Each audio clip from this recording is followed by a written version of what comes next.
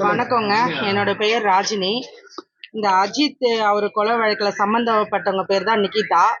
அவங்க மேல அவங்களோட போட்டோவை எடுத்து என்னோட போட்டோவை என்னோட தலைவர் மதிப்புக்குரிய எங்க அண்ணன் முன்னாள் மாநில தலைவர் அண்ணாமலை அவர் கூட எண்மண் எண் மக்கள் யாத்திரையில நம்ம கிழக்கு மாவட்டத்துக்கு பொன்னேரி தொகுதிக்கு அண்ணன் வந்திருந்தாரு.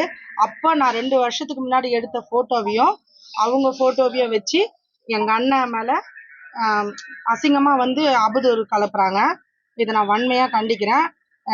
இது பாத்தீங்கன்னா ஒரு பாஜக எந்த நிர்வாகிகளும் தவறு செய்ய மாட்டாங்க. அதுக்கு அவர் பக்கத்துல தவறு செஞ்சவங்க அவர் பக்கத்துல நிக்க முடியாது. அந்த போட்டோ இருக்கிறது நானு, அது நிக்கிதா தான் இருக்காங்க, அவருக்கும் இவருக்கும் தொடர்புன்னு சொல்லி தவறான பொய்யான விஷயத்த பரப்பிட்டு இருக்காங்க. இவங்களை நான் ரொம்ப வன்மையா கண்டிக்கிறேன்.